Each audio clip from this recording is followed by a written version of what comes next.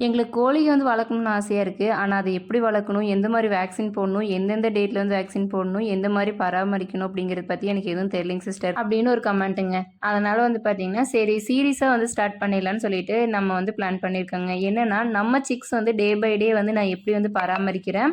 அது மட்டும் இல்லாம என்னென்ன மாரி வேக்சின் வந்து யூஸ் பண்றேன்? ஃபீடு வந்து எந்த மாரி குடுக்குறேன்? அப்படிங்கிறத வந்து டே பை டே வீடியோ வந்து வரப்போகுதுங்க. சிக்ஸ் வந்து இன்னையோட புரொடக்ஷன் பண்ணி கரெக்ட்டா வந்து 6 டேஸ் ஆக போகுதுங்க. இந்த 6 டேஸும் வந்து பார்த்தீங்கன்னா, டெய்லி வந்து இந்த மாரி தான் வந்து நான் மெயின்டனன்ஸ் பண்ணுவேன். டெய்லி வந்து பார்த்தீங்கன்னா, பேப்பர் வந்து கம்பல்சரி மாத்தியே ஆகணும். ஃபீடுங்க, தண்ணி வந்து கம்பல்சரி இருந்தே ஆகணும். இது மட்டும் வந்து நம்ம கரெக்ட்டா வந்து டே பை டே பேப்பர் வந்து மாத்தியே ஆகணும். ஏன்னா வந்து அதோட எச்சங்கள்ல இருந்தா வந்து கோழி குஞ்சுங்களுக்கு வந்து சீக்கிரமா வந்து இன்ஃபெக்ஷன் ஆகி நோய் எதுவும் வந்துருங்க. அதனால வந்து பார்த்தீங்கன்னா, டே பை டே பேப்பர் வந்து மாத்தி ஆகணும். இப்ப 20 நாளைக்கு வந்து பார்த்தீங்கன்னா, அதுக்கு வந்து வெப்பம் வந்து தேவைங்க. அதனால வந்து பார்த்தீங்கன்னா, ஒரு 2 லைட் வந்து போட்டு விட்டுருங்க. இந்த மாரி தான் வந்து ஒரு நான் 20 டேஸ்க்கு வந்து இந்த மாரி மெயின்டெயின் பண்றேங்க. இதோட கன்டினியூட்டி நாளைக்கு பார்க்கலாங்க.